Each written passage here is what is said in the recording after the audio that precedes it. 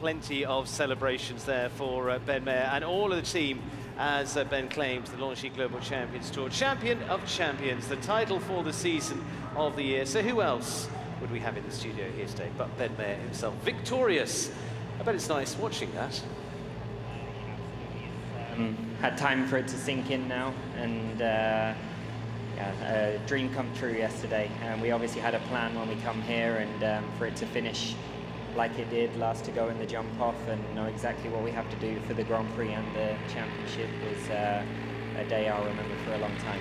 Now, you definitely had a plan, because I remember talking to you and we said, he's got to win the Grand Prix, and he said, no, Ben's got other ways of working it out. When he went clear in the first round of the Grand Prix, I said, I have to get him for an interview and put the pressure on. Ben, you know what this means. If you win this Grand Prix, do you know what it means?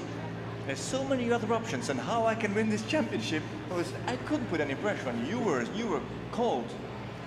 Yeah, I obviously haven't been in the position for the title of the Global Champions Tour before, but I've been in positions in other areas of what we do, and keep my head down. I trust my horse, and yeah, just believe in him. If I produced the result that I needed to on the day, it didn't matter what the other riders were doing. Now, you talked about that horse you mentioned there. I mean, it's been two horses really that have taken you to the title, Winning Good and, of course, Explosion W that you rode yesterday. And what I was saying to you yesterday was the surprise, 2 9-year-old horses, and that's an even bigger achievement. It's incredible. Explosion we've had in the team since he was 7 years old, so 2 years now. Obviously, he's been in our program, but I actually didn't really take him over until the week before Shanghai this year. So we've only been together 6 months, 5-6 months consistently. Winning Good I've had a little longer. He's been with me since the beginning when he arrived. But teammates, they've helped each other out. We've used Explosion a little more towards the latter part, but yeah, exactly, not to forget Winning Good. He won a great leg there in Saint-Tropez, which helped us to win the title. I'm sure plenty of smiles at home, but Emily Mason, I know, rode the horse before that. I'm sure she's smiling, but also a little bit sad, because you've definitely stolen it back now, haven't you? Yeah, she did an incredible job. That's what I mentioned yesterday in some of the press conferences there, that it is a team effort, down to Emily Mason, who produced the horse for a good time, the Podium Farms, Neil Moffat, my whole team of grooms, staff, everybody that gets us to the competition every day. People don't realize at home how many hours get put into the 60 seconds here in the ring, and it's a lifestyle, it's not just a job. Absolutely. I remember talking to David Broom years ago, many will remember, he said to me, surround yourself with the best and it lifts you up, and it's exactly what a team is all about, isn't it? Yeah, I've got a really, really good team around me. They're young, ambitious, hungry to win, and that's what I try and do. We do our best. We're in a sport where we lose more than we win, so it's very important now. With my experience, I know that we have to make the most of it when we win, and we will definitely be celebrating in the next coming weeks. You've got a little time to that, but we were looking. You've been looking at the stats of where Ben's year has gone. 2 wins for him in the Grand Prix in previous years. We were in Valencia, in London, then 3 all in 1 year. 3 here, then he was second in Shanghai, and if he doesn't mind me saying, he should have won in London. Yeah, should have won in London and Chantilly. And Chantilly, yeah, it's true. Yeah, I lost sleepless nights over Chantilly. It was a huge rider area. I was really angry with myself for a long time.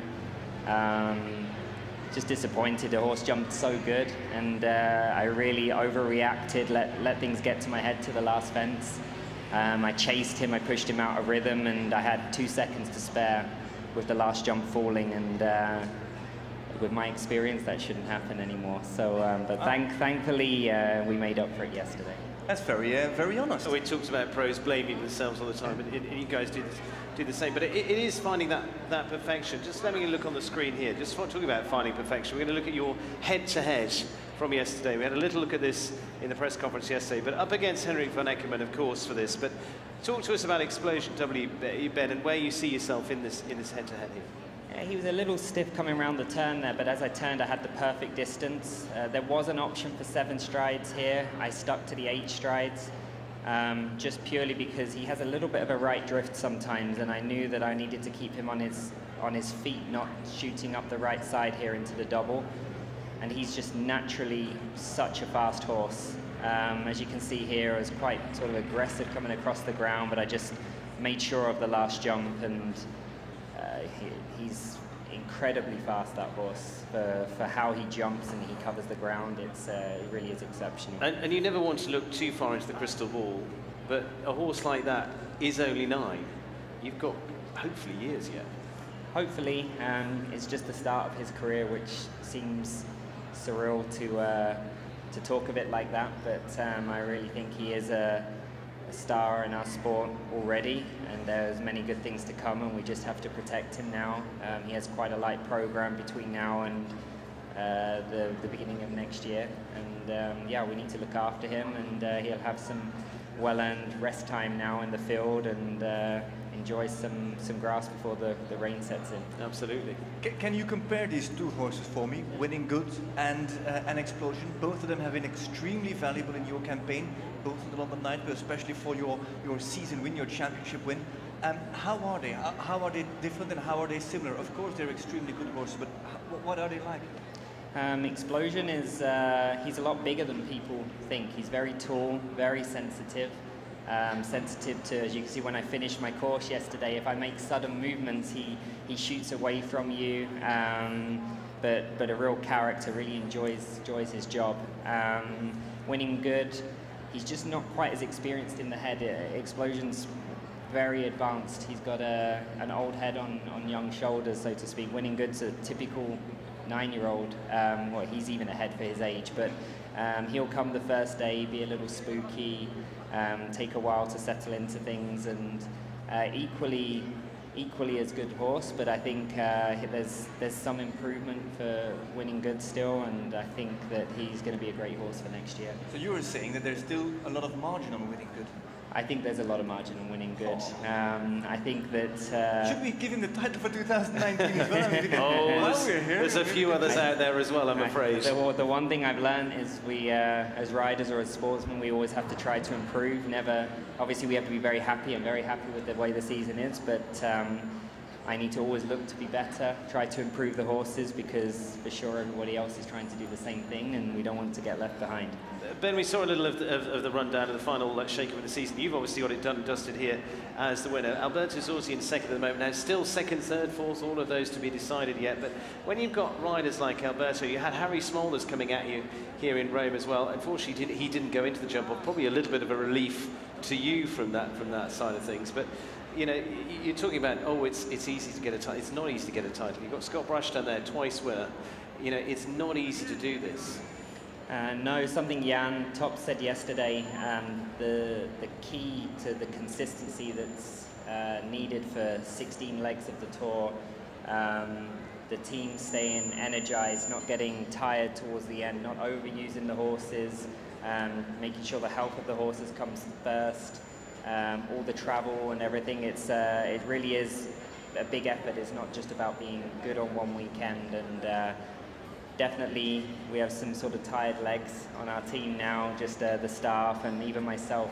It is a long tour, but incredible tour. The shows get bigger and bigger. The fans here yesterday were, I mean, it was a packed crowd, and always fun to ride at that level. Yeah, you're going to take a little bit of break now. I think that almost does it, doesn't it? One question. Quick one. Most memorable moment of the season? Has to be yesterday. Perfect answer. Thank you. Has to be yesterday. Well done. Put the championship behind it. I'm just going to say British riders have won it 4 times now. That's more than anyone else. There you go. I've been winding him up all day about that one. But other than that, well done. Congratulations. Ben May, you join an illustrious list right the way through, and plenty more to come. Congratulations to you. Thank you.